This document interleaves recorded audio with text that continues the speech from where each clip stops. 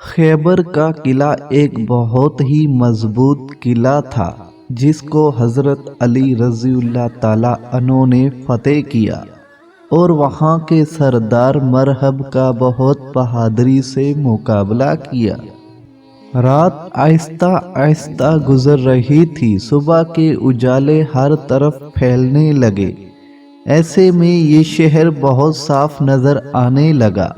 یہ ایک بہت بڑا شہر تھا جس میں بڑے بڑے مکانات، باغات اور کھیت تھے، ساتھ ہی کچھ چھوٹے بڑے قلعے بھی نظر آ رہے تھے، مگر ایک چیز جو بہت صاف نظر آ رہی تھی وہ تھا لوگوں کا ایک بڑا مجمع جو اپنے سردار کی رہنمائی میں دعا میں مشغول تھا۔ دوسری طرف شہر والے ایسے بے خبر سوئے کہ انہیں صبح ہونے کا پتہ ہی نہ چلا۔ جب کافی دیر بعد شہر والے جاگے اور اپنے کھیتوں پر جانے کے لیے اپنے اوزار یعنی پھاوڑا اور کھندال لے کر شہر کے دروازے سے نکلے تو باہر موجود مجمع میں سے ان کے سردار کی آواز آئی، قلعہ خراب یعنی برباد ہو گیا۔ 7 دن تک ان نیک لوگوں نے شہر میں داخل ہونے کے لیے مختلف حملے کیے۔ اصل میں ان شہر والوں کو اللہ تعالیٰ نے بہت سی نعمتیں دی تھی، مگر وہ اللہ کا شکر ادا کرنے کے بجائے اللہ کے ساتھ کسی دوسرے خدا کو شریک کرتے تھے، جو کہ بہت گناہ کی بات ہے۔ اس لیے اللہ کے ایک نیک بندے نے اپنے ساتھیوں کو لیا اور ان سے مقابلہ کرنے اس شہر کے باہر جمع ہوئے۔ ان شہر والوں کو اپنی طاقت پر بہت غرور تھا، لیکن اس کے باوجود انہوں نے شہر میں داخل ہونے کی جگہ اونچی اونچی دیواریں اور دروازے بنا دیے جنہیں قلعہ کہا جاتا ہے، تاکہ جب کوئی شہر پر حملہ کرے تو جلدی سے دروازے بند کر لے اور اپنی حفاظت کر سکیں۔ اب جو یہ لوگ ان شہر والوں سے مقابلے کے لیے آئے تو انہوں نے دروازے بند کر لیے اور 7 دن تک کوئی ان کے دروازوں کو توڑ نہ سکا اور نہ ہی ان سے مقابلے میں کامیابی حاصل کر سکا۔ 7ویں دن ان نیک لوگوں کے سردار نے لوگوں سے کہا، کل میں مقابلے کے لیے اس آدمی کو بھیجوں گا جو اللہ اور اس کے نبی صلی اللہ علیہ وسلم سے محبت کرتا ہے۔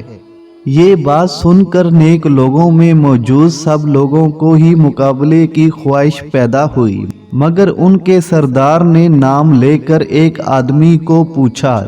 جب وہ آدمی جن کو نام لے کر ان کے سردار نے بلایا تھا مقابلے کے لیے آئے تو بہت بہادری سے مقابلہ کیا اور آخر کار اس قلعے کا دروازہ اکھاڑ دیا اور یہ حملہ کامیاب ہوا۔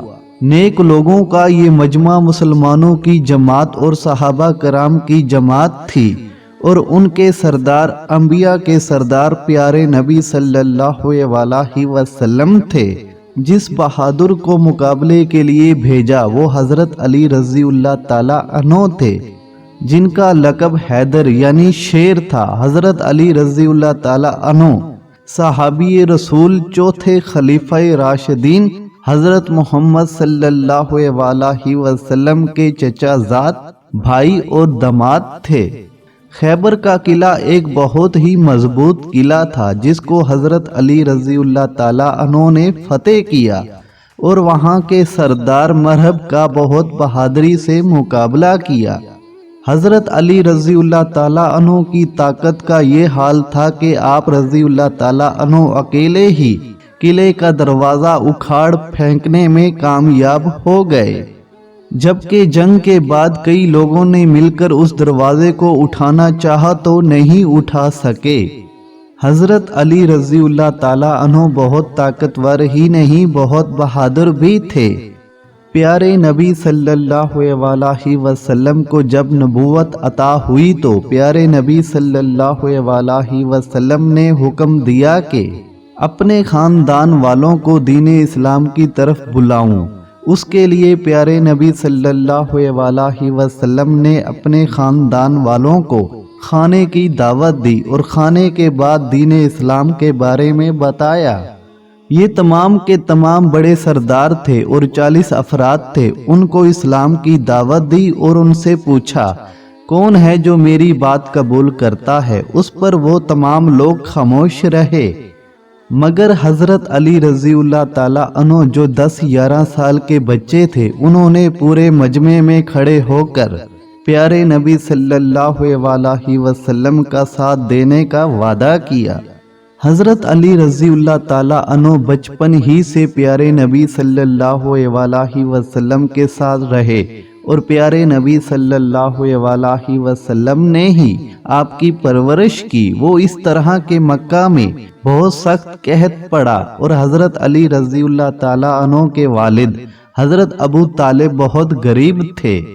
حضرت علی رضی اللہ تعالیٰ عنہ اور ان کے دوسرے بھائی بہن بہت چھوٹے تھے۔ حضرت علی رضی اللہ تعالیٰ عنہ کو پیارے نبی صلی اللہ علیہ وسلم اپنے ساتھ لے آئے اور ان کے دوسرے بھائی جعفر رضی اللہ تعالیٰ عنہ کو ان کے چچا حضرت عباس رضی اللہ تعالیٰ عنہ نے اپنے پاس رکھ لیا اور اس طرح ان کی پرورش ہوئی۔ نبوت ملنے کے بعد ایک دن حضرت خدیجہ رضی اللہ تعالیٰ عنہا کے ساتھ پیارے نبی صلی اللہ علیہ وسلم چھپ کر ایک جگہ نماز پڑھ رہے تھے تو حضرت علی رضی اللہ تعالیٰ عنہ نے انہیں دیکھ کر پوچھا تھا یہ آپ لوگ کیا کر رہے تھے؟ جس پر پیارے نبی صلی اللہ علیہ وسلم نے حضرت علی رضی اللہ تعالیٰ عنہ کو بھی اسلام اور نماز کے بارے میں بتا کر ایمان قبول کرنے کو کہا، مگر حضرت علی رضی اللہ تعالیٰ عنہ نے غور کرنے کی اجازت لی اور رات بھر کے غور کے بعد صبح صاف ذہن کے ساتھ اسلام قبول کر لیا۔ حضرت علی رضی اللہ تعالیٰ عنہ کو پیارے نبی صلی اللہ علیہ وسلم ابو تراب یعنی مٹی والا کا خطاب عطا فرمایا تھا جو حضرت علی رضی اللہ تعالیٰ عنہ کو بے حد پسند تھا۔ ایک مرتبہ پیارے نبی صلی اللہ علیہ وسلم نے حضرت علی رضی اللہ تعالیٰ عنہ سے فرمایا اے ابو تراب تمہیں معلوم ہے سب سے ظالم شخص کون ہے؟ حضرت علی رضی اللہ تعالیٰ عنہ نے جواب دیا وہ جس نے حضرت صالح علیہ السلام کی اونٹنی کو قتل کیا۔ پھر حضور صلی اللہ علیہ وسلم نے پوچھا اور سب سے ظالم شخص آئندہ کون ہوگا؟ حضرت علی رضی اللہ تعالیٰ عنہ نے کہا نہیں معلوم۔ اس پر پیارے نبی صلی اللہ علیہ وسلم نے حضرت علی رضی اللہ تعالیٰ عنہ کے سر پر ایک طرف ہاتھ رکھ کر فرمایا جو اس جگہ وار کرے گا۔ 18 رمضان المبارک کو حضرت علی رضی اللہ تعالیٰ عنہ صبح نماز کے لیے مسجد کی طرف چلے۔ راستے میں آپ لوگوں کو بھی نماز کے لیے آواز دے کر جگاتے تھے۔ اتنے میں ابن ملجم نامی شخص سے سامنا ہوا اور اس نے اچانک آپ پر تلوار کا بھرپور وار کیا جس کے نتیجے میں آپ رضی اللہ تعالیٰ عنہ شدید زخمی ہو گئے مگر آپ کی وفات 3 دن بعد یعنی 21 رمضان المبارک کو ہوئی۔ آپ رضی اللہ تعالیٰ عنہ کو حضرت حسن رضی اللہ تعالیٰ عنہ، حضرت امام حسین رضی اللہ تعالیٰ عنہ اور حضرت عبداللہ بن جعفر رضی اللہ تعالیٰ عنہ نے غسل دیا اور آپ کی نماز جنازہ حضرت امام حسین رضی اللہ تعالیٰ عنہ نے پڑھائی۔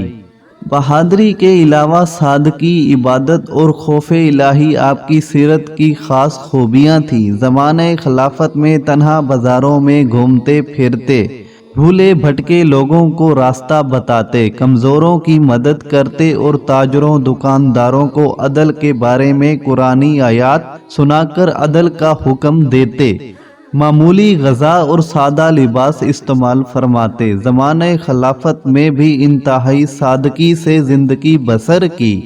آپ کی خلافت کا زمانہ 2 سال 9 ماہ ہے۔ اپنے دور خلافت میں حضرت علی رضی اللہ تعالیٰ عنہ نے بہت انصاف سے فیصلے کیے۔ اللہ تعالیٰ آپ سے راضی ہو۔ یہ ویڈیو اگر اچھی لگی ہو تو اس چینل کو لازمی سبسکرائب کر کے ہمارے ساتھ جڑے رہیں۔ شکریہ۔